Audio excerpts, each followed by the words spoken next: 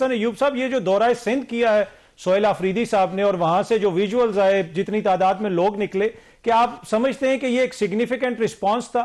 اور پھر جو تحریک انصاف کا یہ بیانیہ ہے دہشت گردی کے حوالے سے جس کا ذکر نصر اللہ ملک صاحب نے بھی کیا، آپ کی نظر میں یہ پرابلمٹک ہے اور جب تک یہ چینج نہیں ہوگا وفاق سے تعلقات بہتر نہیں ہو سکتے؟ دیکھیے پاکستان تحریک انصاف جو ہے وہ بہت کہتے ہیں بزدلی کا مظاہرہ کر رہی ہے. وہ اتنے خوفزدہ ہیں شاید جی حسن ایوب صاحب طالبان سے، وہ اتنے شاید جو ہے وہ پریشان ہیں کہ اگر انہوں نے کوئی لفظ بولا ان سے متعلق تحریک طالبان پاکستان سے متعلق تو کہیں وہ جو ان کی گولیوں کا نشانہ یہ نہ بن جائیں.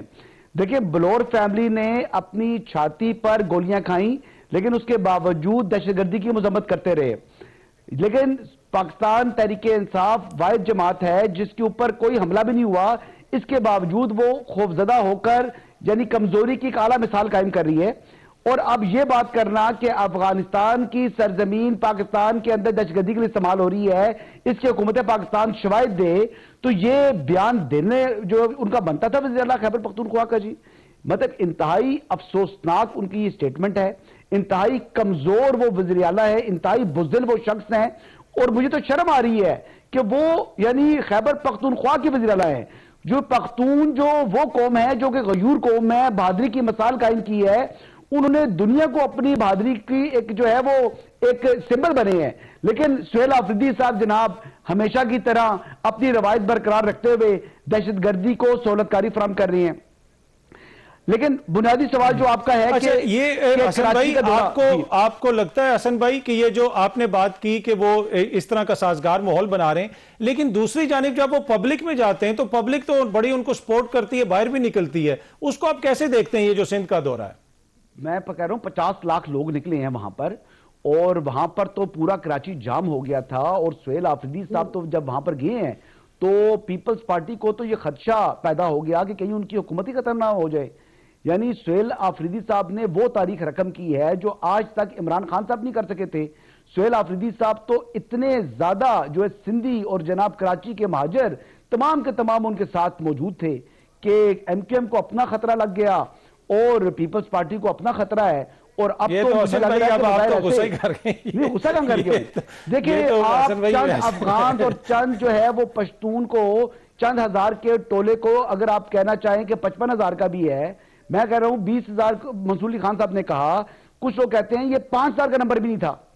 اور کیمرے کو جس طریقے سے انہوں نے یعنی وہ اس کی ویژولائز کیا ہے، آپ نے وہاں سے ذرا معلومات تو لیں ان گراؤنڈ کے کتنے لوگ تھے. اچھا لیکن جی ایک منٹ کے لیے مان لیتے ہیں جی کہ 20,000 کا مجمع بھی تھا، تو سٹریٹ موبلائزیشن کے لیے پہلے 3 مرتبہ عمران خان کی کالز تھیں، کتنے لوگ کراچی سے اسلام آباد پہنچے تھے؟ اور اس مرتبہ بھی دیکھ لیجئے گا کہ کتنے لوگ آئیں گے. دیکھیں یہ سیاسی تھیٹر لگتے رہتے ہیں، ان کی زیادہ اہمیت ہوتی نہیں ہے. اور جو کہتے ہیں نا کہ مکھی کو ایک جو ہے وہ سپر ڈریگن جو ہے وہ کر کے بیان کرنے کی کوشش کرتے ہیں تو کرتے رہیں. یہ سوشل میڈیا کو اپنی ایپیٹائٹ دینے کے لیے سہیل آفریدی صاحب نے یہ کچھ کیا. گورننس کے حالات یہ ہیں کہ لا اینڈ آرڈر کی سچویشن کے پی کے اندر جو ہے وہ بہت خراب ہے. آپ یہ دیکھ لیں کہ سڑکیں وہاں پر ٹوٹی ہوئی ہیں، جامعات میں تنخواہیں دینے کے پیسے نہیں ہیں، ہاسپٹلس کے اندر جو ہے وہ پانی جمع ہو جاتا ہے، لوگوں کے پاس اسٹریچرز نہیں ہیں، لوگ جو گند والی ریڑھی ہے اس کے اوپر لوگوں کو جو ہے وہ بٹھا کر ایک وارڈ سے دوسرے وارڈ تک منتقل کرتے ہیں. صوبے کے حالات یہ ہیں. اور یہ عشق عمران میں مبتلا شخص جو ہیں کبھی پنجاب کا دورے پر ہوتے ہیں، کبھی اسلام آباد میں بیٹھے ہوتے ہیں کے پی کے ہاؤس میں، اور کبھی جو ہے اب دورہ سندھ کر رہے ہیں. ٹھیک ہے. اچھا حسن ایوب صاحب کل اگین عمران خان صاحب کی بہنوں کی ملاقات کا دن ہے، منگل کا دن ہے. گزشتہ چند ہفتوں سے تو ملاقات نہیں ہوئی. اگر ملک کا سیاسی ماحول بہتر کرنا ہے، کچھ لوگ کہتے ہیں جی ملاقات کروا دی جائے، مذاکرات کی بات بھی ہو رہی ہے. اور وزیر اعظم صاحب نے باقاعدہ طور پہ کہا کہ ہم مذاکرات کرنے کے لیے تیار ہیں. تو کل آپ کو لگتا ہے کہ عمران خان صاحب کی بہنوں کی ملاقات ہو جائے گی اڈیالہ میں؟ نہیں، کل تو وہ اسلامک ٹچ کے لیے قرآن پاک کا ختم کریں گے نا وہاں پر. علیمہ خانم انہوں نے یہ اناؤنسمنٹ کی ہوئی ہے. اور دیکھیں وہ ملاقات کرنے کے لیے اگر جائیں گی صبح 9 بجے پہنچ جائیں تو میں کہوں گا کہ باقی وہ ملاقات کرنے کے لیے وہاں جا رہی ہیں. لیکن وہ تو اکثر و بیشتر جو ہے وہ 3:30 پونے 4 بجے پہنچتی ہیں، 4 بجے ملاقات کا وقت ختم ہو جاتا ہے. تو وہ تو سیاسی تھیٹر لگانے کے لیے جاتے ہیں ود اسلامک ٹچ. اور وہ چاہتی ہیں کہ کوئی اس قسم کا واقعہ ہو کہ جو کیونکہ قرآن پاک ہے، اللہ کی مقدس کتاب ہے، اور کوئی ایسی بے حرمتی ہو جائے خدا نہ خواستہ جس کو وہ سیاست کے لیے سیاسی ایندھن کے طور پر استعمال کر سکیں۔ اب بات یہ ہے کہ دیکھیں دین کے کو جو ہے وہ سیاست سے کم از کم جو ہے وہ دور رکھنا چاہیے، لیکن مسلسل یہی طریقہ کار جو ہے اڈاپٹ کیا جا رہا ہے۔ اب ایک تو میں یہ کہوں گا کہ عمران خان صاحب کی جو بہنیں ہیں وہ ذرا انڈین میڈیا پر جا کر بیٹھیں اور وہاں سے انہی کو کہیں کہ ان کی ملاقات کروا دیں، کیونکہ جس طریقے سے انہوں نے شور مچایا، جس طرح انڈین چینلز پر جا کر بات کی، پہلے کہتے ہیں جی کہ عمران خان کی جان کو خطرہ ہے، کبھی کہتے ہیں جی ان کے ساتھ غیر انسانی سلوک ہوتا ہے۔ دیکھیں یعنی وہ 6 بیرکس کے اندر رہتے ہیں، ایک بیرک کے اندر 9 بندوں کی گنجائش ہے، 54 بندوں کی جگہ پر اکیلے عمران احمد نیازی صاحب جو ہے وہ ریزائڈ کر رہے ہیں، جہاں پر کامنر 54 پرزنرز ہوتے ہیں، لیکن اس کو بھی وہ کہتے ہیں جی غیر انسانی رویہ ہے۔ اچھا دوسری بات یہ ہے کہ عمران خان صاحب وہاں پر کوئی جو ہے وہ ہے تو قیدی ہی نا جی، اور انہوں نے کیوں قیدی ہیں؟ کیونکہ ایک عدالت نے ان کو کرپٹ قرار دیا ہے 190 ملین پاؤنڈ کیس کے اندر اور 14 سال کی سزا سنا دی، اور دوسری عدالت نے ان کو چور ڈکلیئر کیا ہے توشہ خانہ کیس کے اندر۔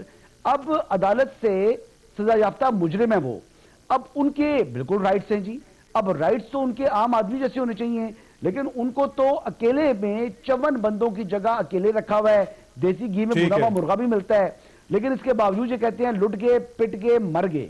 اب جتنا شور مچا رہے ہیں تو مچاتے رہیں پھر۔ اب دیکھیں نا حکومت ان کے ساتھ نرمی برت رہی تھی، ان کی 800 کے قریب ملاقاتیں ہو چکی ہیں جب سے وہ قید ہیں، اور ان کو قید ہوئے جتنے دن ہوئے وہ کاؤنٹ کر لیں، تو عام قیدی کو تو یعنی ہفتے میں 1 دن ملاقات ہوتی ہے، تو آپ اس حساب سے اگر آپ جو ہے وہ میچ کر لیں، آپ کے سامنے آ جائے گا کہ جتنے دن ان کے گزرے ہیں اور جتنی ان کی ملاقاتیں ہوئی ہیں، تو میرے خیال کے مطابق اس لحاظ سے تو ان کا ابھی بھی بیلنس رہتا ہوگا ملاقات نہ ہونا۔ ٹھیک ہے حسن بھائی، اب آپ کو لگتا ہے کہ مذاکرات کی ابھی بھی کوئی گنجائش موجود ہے، اور 8 فروری کو یہ کیا کرنے جا رہے ہیں؟ ذرا بریفلی بتائیے گا، کوئی دوبارہ ہنگامہ کریں گے، کیا کریں گے؟ کوئی ان کی پلاننگ ہو رہی ہے؟ حکومت کے پاس کوئی خبر ہے؟ دیکھیں مذاکرات تو مجھے موجودہ صورتحال کے اندر ہوتے ہوئے دکھائی نہیں دے رہے، کیونکہ جو ریجڈنس ہے اس وقت with in P T I, اور پی ٹی آئی ایک جو ہے وہ ایک پیج کے اوپر خود ہی نہیں ہے، اور اس کے بعد تحریک تحفظ آئین پاکستان آج کہاں کھڑی ہے کہ جب محمود خان اچکزئی صاحب نے اور علامہ راجہ ناصر عباس صاحب نے کہا تھا کہ ہم غیر مشروط بھی وداؤٹ اینی کنڈیشنز کے ہم مذاکرات کے لیے بیٹھنے کو تیار ہیں۔ علیمہ خانم نے کہہ دیا جی وہ غدار ہیں کہ جو بھی اس وقت بیٹھنا چاہے مذاکرات کے لیے، اب تو ہم نے تحریک چلانی ہے۔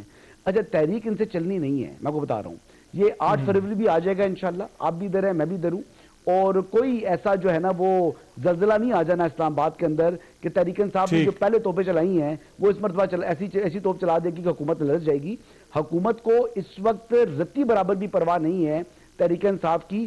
زیادہ خطرناک جو چیز ہے وہ جو زبان استعمال کر رہے ہیں سہیل آفریدی صاحب، جو کہ پاکستان کے جو موقف ہے اس کو بیسیکلی دنیا میں کمزور کرنے کے لیے ایکو کرتے ہیں افغانستان کے ساتھ اور دشمن ملک بھارت کے ساتھ، وہ چیز نامناسب ہے، وہ زیادہ خطرناک ہے، جو پاکستان کے مفاد کے برعکس جا رہی ہے۔ جو ہمارے جو شہداء ہیں آپ دیکھیں کہ ہمارے اوپر ان کا قرض ہے، تو ان کے قرض کے ساتھ بھی بے وفائی ہے جی۔